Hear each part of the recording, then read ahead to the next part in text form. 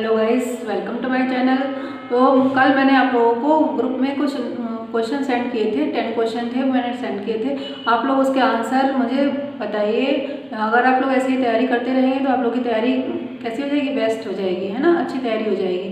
तो इसलिए मैं आपको डेली 10 क्वेश्चन देती रहूँगी। अगर आप डेली करते रहेंगे तो मैं आप उसको और आगे बढ़ा दूँगी, 10 से 20 कर दूँगी, 50 कर दूँगी। तो आप लोग अगर डेली प्रैक्टिस में रहेंगे तो ज़्यादा अच्छा रहेगा, क्योंकि हमें खाली कंटेंट पढ़ने से ही हमारा कुछ नहीं होता है, तब हम क्वेश्चन को सॉल्व नहीं करेंगे। तो आप लोग डेली क्वेश्चन सॉल्व कीजिए। ओके, तो आज हम स्टार्ट करते हैं unit 3, teaching and learning discipline. ये छोटी एक यूनिट है, इसको हम कवर कर लेते हैं। ओके, तो स्टार्ट करते हैं। टीचिंग क्या है, शिक्षण क्या है। देखिए, टीचिंग शिक्षण का अर्थ पहले मतलब ऐसा माना जाता है कि शिक्षण क्या है, एक सामाजिक प्रक्रिया है जो समाज में चलती है ना। जब हम बच्चे को ट्रेन करेंगे तभी बच्चा आगे जाके शिक्षित होगा। तो उसको ट्रेन करने के लिए, उसको गाइड करने के लिए एक टीचर की ज़रूरत पड़ती है, हमेशा ही पड़ती है। जैसे घर में देखिए आप, जब बच्चा छोटा होता है तो उसके टीचर कौन होते हैं, उसके पेरेंट्स होते हैं उसके टीचर। जब वो स्कूल में जाता है तो वो टीचर्स से और सारी एक्टिविटी और सब कुछ सीखता है ना। तो देखते हैं इसको। शिक्षण को जो पहले बताया गया था वो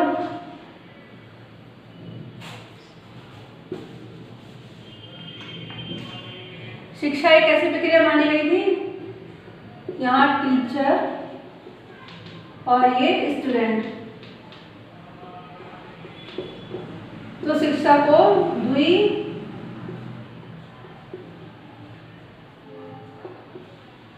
ध्रुवीय प्रक्रिया माना गया था।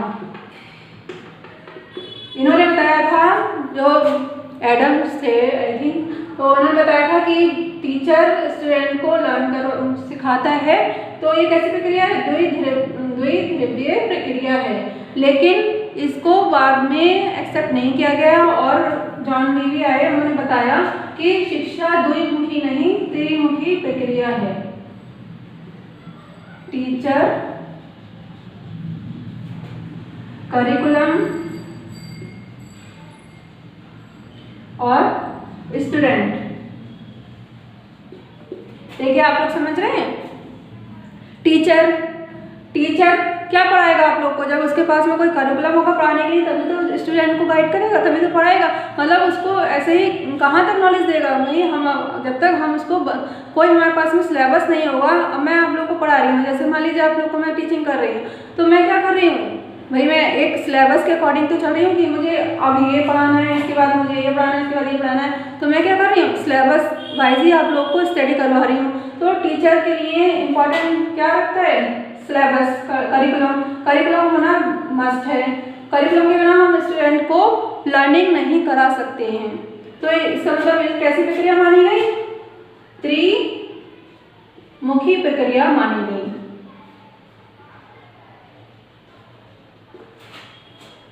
अच्छा, शिक्षा का जो टीचिंग हम करवा रहे हैं उसका उद्देश्य क्या है, बालक के व्यवहार में परिवर्तन लाना। बालक के व्यवहार में परिवर्तन लाना, हम बालक के व्यवहार में परिवर्तन ला रहे हैं। इसका मतलब बच्चा क्या कर रहा है, सीख रहा है। जैसे बच्चा घर से आया, हमें नहीं पता बच्चा कैसा भी है, किस टाइप का, कहाँ का है, हमें नहीं पता। लेकिन अगर हमने उसको बच्चे को स्कूल में पढ़ाया, उसके अपने अकॉर्डिंग उसको पढ़ाया सिखाया करिकुलम के अकॉर्डिंग, तो करिकुलम में हम सारी एक्टिविटी उसको करवाई। पूरे एक साल में अगर हम उसको सारी एक्टिविटी करवाते हैं तो बच्चे के व्यवहार में चेंज आएगा, नहीं आएगा, आएगा ना। तो फिर यही है। फिर इसलिए क्या क्या हो गया, ये टीचर, करिकुलम और स्टूडेंट कैसी प्रक्रिया मानी गई, त्रिमुखी प्रक्रिया मानी गई। तो इतना हो गया। अब देखते हैं इसकी जो डेफिनेशन है वो क्या है। जो एक दो डेफिनेशन है जो इम्पोर्टेंट है वो देख लेते हैं हम लोग। देखिए, ये कुछ डेफिनेशन है, ये इम्पोर्टेंट है, देख लीजिएगा आप लोग। शिक्षा एक ऐसी प्रक्रिया है जिसमें एक व्यक्ति दूसरे व्यक्ति को ज्ञान, कौशल तथा अभिरुचियों को सीखने का या प्राप्त करने में सहायता करता है। जो बताया गया, टीचिंग एक ऐसी प्रोसेस है जिससे क्या करते हैं, हम अपने से दूसरे को क्या कर सकते हैं, ज्ञान दे सकते हैं, कौशल सिखा सकते हैं, अभिरुचियाँ उनके इंटरेस्ट बढ़ा सकते हैं, है ना। तो ये क्या कर रहा है, इसमें सब में हेल्प कर रहा है। तो ये किसकी डेफिनेशन है, वर्ड बुक एंड एनसाइक्लोपीडिया की। फिर है शिक्षण एक अंतःक्रिया है जिसमें मुख्यतः कक्षा वार्ता होती है।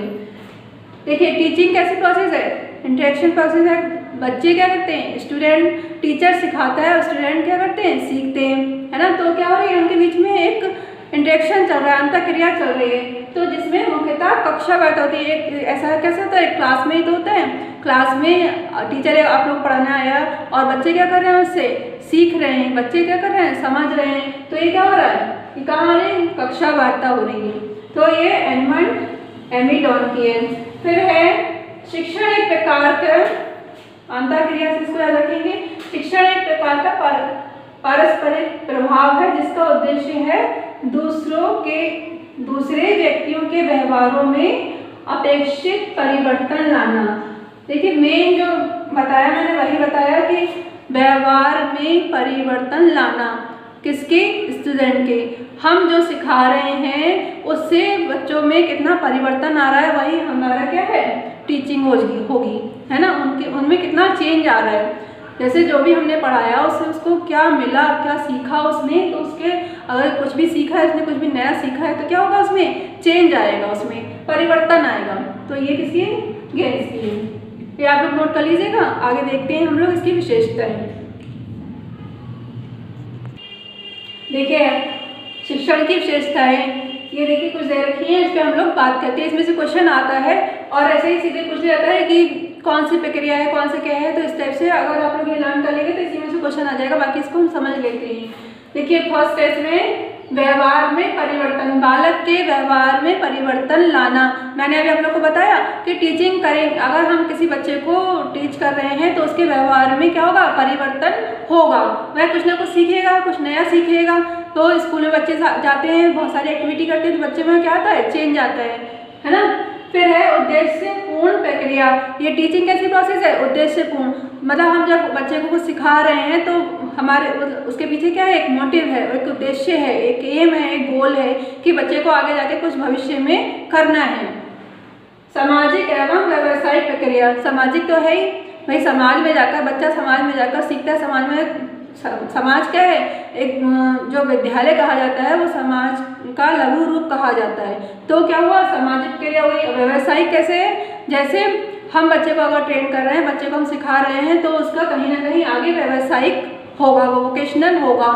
बच्चा क्यों सीखता है, अगर आप लोग टीचिंग कर रहे हैं कि आप लोग स्टैम्प टेट की तैयारी कर रहे हैं तो क्यों कर रहे हैं, क्योंकि आप लोग आगे जाके अपना क्या करेंगे, टीचिंग में जाएंगे, टीचिंग जॉब पाएंगे। तो इसलिए कैसी प्रक्रिया हो गई, व्यवसायिक भी हो गई। फिर है विकासात्मक प्रक्रिया, कैसा हो रहा है, डेवलपमेंट हो रहा है बच्चे का। बच्चा अगर कुछ नया सीख रहा है तो उसका क्या होगा, नॉर्मल सी बात है, डेवलपमेंट होगा ही, है ना। फिर है तार्किक, उसमें क्या, आर्ग्यूमेंट करने की शक्ति डेवलप हो जाती है, आर्ग्यूमेंट करने लग जाता है, चीज़ों को समझने लग जाता है, बोलने लग जाता है। फिर आमने सामने की प्रक्रिया, देखिए ये पहले के समय पे था, लेकिन अब जो आई है नई टेक्निक उसमें कहते हैं कि ये ब्लेंडेड लर्निंग है, मिश्रित ही बोलते हैं शायद से। मैं इसको और देख लूँगी एक बार। देखिए वैसे तो ये था आमने सामने की प्रक्रिया है कि टीचर सामने, क्लास में क्या होता है, टीचर सामने पढ़ा रहा है और बच्चे क्या कर रहे हैं, पढ़ रहे हैं, तो आमने सामने की प्रक्रिया हो गई। लेकिन अभी देखिए अब चेंज हुआ है। कैसे चेंज हुआ है, जैसे अभी आप लोग देखिए, मैं यहाँ पर आप लोग को YouTube से पढ़ा रही हूँ। अभी मैं आप लोग को पढ़ा रही हूँ और आप लोग मेरी वीडियो कब देखेंगे मुझे नहीं पता, जब आपका मन होगा तब देखेंगे। तो ये आमने सामने की प्रोसेस तो हुई नहीं, अब तो चेंज हो गई। तो इसको मिश्रित अधिगम, मिश्रित बोल सकते हैं, हाँ, या ब्लेंडेड बोलते हैं। मैं एक बार देख लूँगी इसको। तो ये पहले की थी। अगर क्वेश्चन आ जाए आमने सामने की प्रक्रिया है या कैसी प्रक्रिया है, आमने सामने क्या है तो आमने सामने की लगा लेते हैं। और अगर मिश्रित लिखा हुआ है या ब्लेंडेड भी लिखा जाता है हिंदी में, तो उस पर टिक करना। प्रेरणात्मक प्रक्रिया है। अब देखिए प्रेरणात्मक, प्रेरणा मिल रही है हमें, बच्चे कुछ नया सीख रहे हैं तो उन्हें क्या मिल रही है, प्रेरणा मिल रही है। जैसे ऐसे ही तो बच्चे सीखते हैं, जैसे हम सामाजिक सांस्कृतिक सब जितनी भी चीज़ें सीखते हैं हम कैसे सीखते हैं, स्कूल में जाके सीखते हैं, है ना। तो ये कैसी प्रेरणात्मक प्रक्रिया है। कुशल निर्देशन, टीचर क्या दे सकता है, बच्चे को गाइडेंस दे सकता है कि बच्चा आगे क्या करे, कैसे करे। तो बच्चा समय समय पर बच्चे को क्या करते रहते हैं, टीचर गाइड करते रहते हैं, गाइडेंस देते हैं, निर्देशन। त्रिमुखी प्रक्रिया मैंने ही बताया कैसी प्रोसेस है, ट्राइटोलरेंट है ना। औपचारिक अनौपचारिक प्रक्रिया, अब ये कैसे है देखिए, औपचारिक जैसे स्कूल में हम लोग पढ़ा रहे हैं तो ये कैसी प्रक्रिया हो गई औपचारिक। अनौपचारिक कैसे है, जैसे बच्चे कैसे सीख रहे हैं, घर में कौन है, पेरेंट्स हैं, पेरेंट्स बच्चों को कुछ भी सिखा रहे हैं तो ये अनौपचारिक प्रक्रिया हो गई। या बच्चे कहीं पर भी सीख रहे हैं, यूट्यूब पे सीख रहे हैं या कहीं और भी सीख रहे हैं, कुछ भी नया सीख रहे हैं तो ये कैसी प्रोसेस हो गई, औपचारिक और अनौपचारिक प्रक्रिया हो गई। तो ये तो गई इसकी विशेषताएं। अब देखते हैं इसके उद्देश्य, आप लोग इसको नोट कर लीजिएगा। देखिए अब है शिक्षण के उद्देश्य। फर्स्ट है इसमें बालक के जीवन से संबंधित करना। हमें टीचिंग ऐसी करनी चाहिए जो बालक के जो जीवन से रिलेटेड होनी चाहिए, है ना। ऐसे बच्चों को शिक्षा देनी चाहिए, ऐसी शिक्षा देनी चाहिए जो उनके आगे जीवन में काम आए, है ना। सेकंड है सीखने के लिए प्रेरित करना। कुछ बच्चे सीखना चाहते हैं, कुछ नहीं सीखने चाहते हैं, तो हमें क्या करना है, उन्हें मोटिवेट करना है, ठीक है। उन्हें सीखने के लिए क्या करना है, प्रेरित करना है। मानसिक क्षमता का विकास करना, मानसिक मेंटल एबिलिटी क्या करना है, उनको डेवलप करना है। ज़्यादा से ज़्यादा हमें चीज़ों को सिखाना है जिससे उनके मेंटल डेवलपमेंट ज़्यादा हो, उन्हें क्रिएटिव बनाना है। उन्हें मतलब जैसे कुछ बच्चे नहीं सीखना चाहते तो उन्हें क्या करना है, खेल खेल में सिखाना है जिससे उनका मेंटल डेवलपमेंट अच्छा हो जाए। क्रियाशीलता का विकास करना व क्रिया करने का अवसर देना। क्रियाशीलता का विकास करना से वही है कि मतलब कोई प्रोसेस करने के लिए देना, जैसे कोई एक्टिविटी करने के लिए देना, है ना। जैसे बच्चों को बड़ा कह दिया कि छोटे बच्चों को कह दिया था क्ले से तुम ये बनाओ, डॉल बनाओ या कार बनाओ या कुछ भी बनाओ, तो हम उन्हें क्या करवा रहे हैं, क्रियाशील बना रहे हैं, उन्हें एक्टिव बना रहे हैं। तो और ये प्रोसेस करने के लिए उन्हें अवसर देना चाहिए। जैसे कोई कंपटीशन रख दिया, जैसे क्लास में कोई कंपटीशन रख दिया और कह दिया कि 10 सारे बच्चों से कह दिया कि तुम्हें क्ले से आज डॉल बनानी है, तो जो सबसे अच्छी डॉल बनाएगा उसे प्राइज़ मिलेगा। तो हम क्या कर रहे हैं, बच्चे को क्रिया करने का अवसर दे रहे हैं। या बड़े बच्चों को क्या कहते हैं हम लोग, प्रोजेक्ट वर्क करने के लिए दे देते हैं। अपने आप तो बच्चे करते हैं, फिर उसमें तो क्या कर रहे हैं, बच्चे को क्रियाशील बना रहे हैं, क्रिया करने के अवसर दे रहे हैं। फिर है वातावरण के साथ समायोजन। बच्चे को हमें ऐसी शिक्षा देनी चाहिए जो एनवायरनमेंट के साथ में वो क्या कर सके एडजस्ट हो सके, जिस एनवायरनमेंट में वह हैं उसके साथ वो अपने आप को ढाल सकें। फिर है आत्मविश्वास एवं आत्मानुभूति करने योग्य बनाना। बच्चे में कॉन्फिडेंस लेवल को बढ़ाना है हमें। बच्चा कितना, जैसे कुछ बच्चे होते हैं बहुत शर्माते हैं, उन्हें आता तो सब कुछ है लेकिन करना नहीं चाहते हैं, है ना। तो क्या है, हमें उनके अंदर आत्मविश्वास को उनके जगाना है कि तुम कर सकते हो, तुम्हें इतनी क्षमता है, तुम इस कार्य को कर सकते हो। तो उनकी पावर को बढ़ाना है कि तुम ये चीज़ कर सकते हो, आसानी से तुम्हारे अंदर ये क्षमता है, इसका तुम यूज़ करो। फिर है सृजनात्मक क्षमता का विकास करना। सृजनात्मक मैंने बताए थे आप लोगों को, क्रिएटिविटी। बच्चे को हमें कैसे करना है, क्रिएटिव बनाना है, ठीक है। अगर वो क्रिएटिव है तो उसकी क्रिएटिविटी को उभारना है, उसके सामने देखना है कि बच्चा कितना क्रिएटिव है, यह कितना अच्छा बच्चा है, इसको हम आगे कैसे लेके जा सकते हैं। तो ये तो नहीं इसके उद्देश्य, शिक्षण के उद्देश्य। अब इसके एक लेवल है वो और देख लेते हैं, ठीक है। देखिए शिक्षण के स्तर, लेवल ऑफ टीचिंग, ये 3 पार्ट्स में डिवाइडेड है। फर्स्ट है इसमें memory level, understanding level, reflective level. Hindi में स्मृति स्तर, अवबोध स्तर और विमर्श या चिंतन स्तर। इसको दिया था हार्वर्ड में, क्वेश्चन यहाँ से भी आ सकता है, आप लोग इसको लर्न कर लीजिएगा। हार्वर्ड ने ये दिया था मॉरिसन ने और ये दिया था हंट ने, ठीक है। इसमें क्या है, स्मृति स्तर क्या होगा, मेमोरी मीन्स याद करना, कंठस्थ करना, मतलब चीज़ों को रटना, याद कर। जैसे हम चीज़ों को क्या कर लेते हैं, रट लेते हैं, समझने की जगह हम क्या करते हैं, उनको रट लेते हैं, उनको समझते नहीं है कुछ भी। उनको क्या करा हमने, जैसे क्वेश्चन हमें याद नहीं, बहुत सारे क्वेश्चन क्या कर लेते हैं हम लोग, रट लेते हैं, हमने समझने की उससे ज़रूरत ही नहीं समझते हैं। और या हमने कोई चीज़ देखी अपने जीवन में और उसको क्या करा हमने रट लिया, उसको क्या करते हैं बार बार दोहराया। जैसे इसमें ले सकते हैं हम क्वेश्चन, निबंधात्मक प्रश्न जैसे होते हैं, कहानी वगैरह होती है, हम क्या उसको रट लेते हैं, याद हो जाती है वो हमें। और हमेशा जैसे हम एक दो बार उसको दोहराएंगे तो हमें क्या रहती है, वो याद रहती है, लंबे समय तक वो हमें स्टोरी की तरह याद रहती है। अब है इसमें क्या है, मॉरिसन ने जो दिया था अवबोध स्तर, इसमें क्या है, चीज़ों को समझ समझ के करना। जैसे क्वेश्चन, जैसे मैं आप लोग को यहाँ पे क्या कर रही हूँ, एक एक पॉइंट बता रही हूँ, उसको समझा रही हूँ। या मैं ऐसे भी तो कर सकती हूँ कि आप लोग ये नोट कर लीजिए और इसको आप लर्न कर लेना, ये भी तो कर सकती हूँ। लेकिन मैं क्या कर रही हूँ, यहाँ पर एक एक आपको स्टेप बाय स्टेप क्या कर रही हूँ, समझा रही हूँ, जिससे आपके चीज़ें क्लियर हो जाए, जिसके आपके माइंड में चीज़ें क्या हो जाए, क्लियर हो जाए, कॉन्सेप्ट क्लियर हो जाए। आगे जब एग्जाम टाइम पे आप लोग जाएँ तो वहाँ पर आप चीज़ों को भूलें नहीं। ठीक है, तो ये क्या हो गया हमारा समझने से, अंडरस्टैंडिंग में वही है, समझने से ही मतलब है। फिर इसमें समस्या समाधान, रिफ्लेक्टिव लेवल, समस्या का समाधान करना। जैसे कोई समस्या है तो उसका हम समाधान कर सकते हैं। हमारे सामने अगर कोई समस्या दे दी जाए, बच्चों के सामने अगर कोई समस्या रख दी जाए कि भाई इसको कोई भी चीज़ हम उसको दे रहे हैं, तो उसको क्या कहें कि भाई इसको तुम्हें सॉल्व करना है। एक क्वेश्चन दे दिया हमने उसको, मैथ का क्वेश्चन दे दिया, एक सपोज कीजिए हमने उसको एक मैथ का क्वेश्चन दे दिया और उससे कहेंगे कि इसको तुम सॉल्व करो, तो वो अपने स्तर से क्या करेगा, सॉल्व करेगा, है ना।